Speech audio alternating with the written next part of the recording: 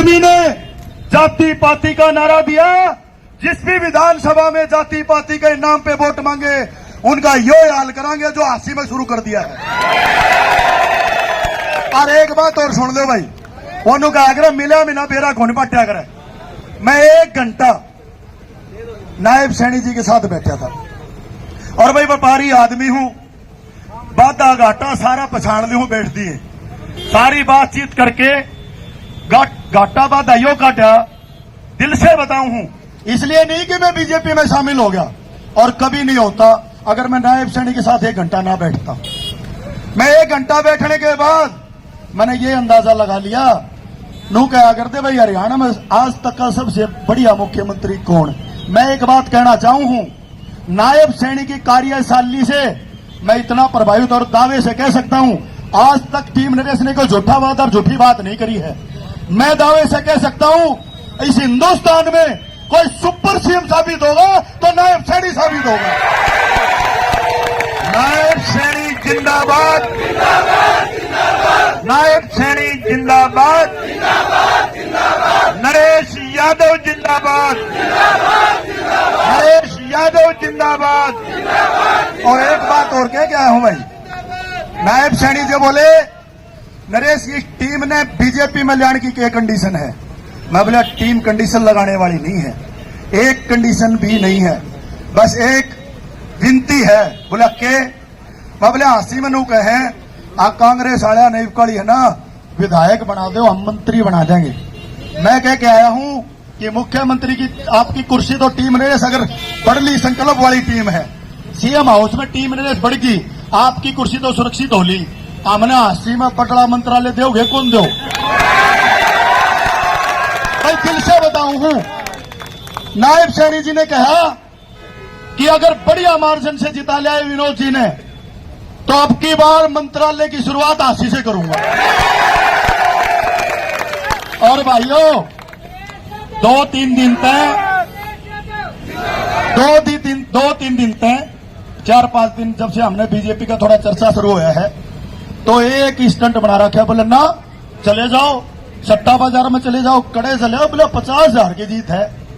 सट्टा बाजार नू को मेरा हम ठीक ठाक पीछा हो रहे हैं। अरे भाई तारा तो वो काम होगा, बोले लुट गए भी पिट गए भी। और एक बात कहना चाहता हूं, तारा पर सट्टा खातर इतने पीछे है ना, तो नरेश टीम ने हासी को काशी बनाने के लिए 31 द्वार बनाने हैं। इन सट्टा वाले पीछा नाड़ा लगाने की बजाय 2-3 द्वार बना लो, 7 पीढ़ी सुधर जाएंगी। और एक बात और कह दूं, सारे हास्य वाले है ना, एक बात का संकल्प ले लो जो इनने ले लिया है, ये कहे है कुछ भी हो उकलाड़ा के अंदर अनूप धाड़क ने जेजेपी छोड़ के बीजेपी ज्वाइन कर ली, 10 गांव में उसका हुक्का पानी बंद कर दिया। और राहुल मक्कड़ ने जेजेपी ज्वाइन करके कांग्रेस पार्टी ज्वाइन कर ली। अब ये क्या करते, मोदी जी ने कौन सी वॉशिंग मशीन ले रखी है? अरे मैं थमने पूछूं, ये जेजेपी के नेता दौड़ की थारी कौन सी वॉशिंग मशीन है? और प्रधानमंत्री ने तो थारे 10-20 नेता खूब धोए हैं और थाराली मशीन ने धुंधा एक चिलड़ा भी।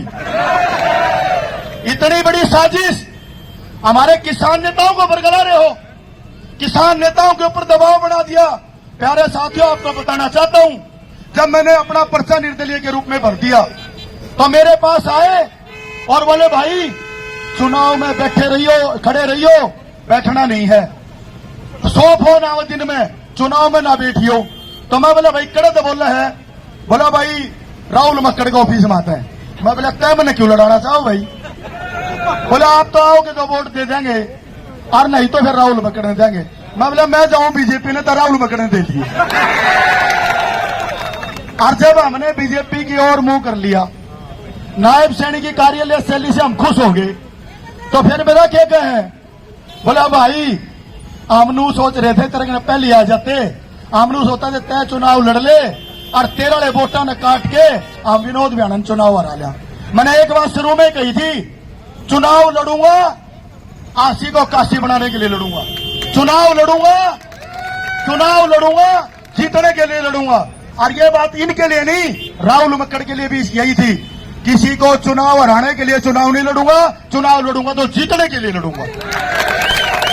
प्यारे साथियों, जैसे जैसे इन्होंने ये चुनाव आगे बढ़ाया है, एक दिन भी कोई कार्यशैली सबकी ये बन चुकी है। भाई कुछ भी हो जाओ। एक जने ने एक उदाहरण बताऊं, दो दिन पहले की बात है। एक जने का 7 बस में चले गए वोट मांगने। बोले भाई मैं तो कौन दूं? बोले क्या थे? बोले 3 बालक से तीनों मेरिट में नौकरी लाके मैं वोट बीजेपी ने दूंगा।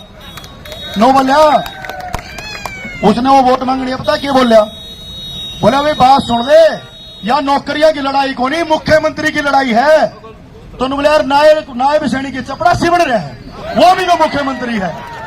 भाइयों, आप लोगों ने इस कांग्रेस पार्टी को ऐसा सबक सिखाना है, जिंदगी में वोट मांगे में तो सीवर, पानी, लाइट, स्ट्रीट लाइट, सड़क, आपकी पेंशन, टेंशन, उसके वोट मांगे।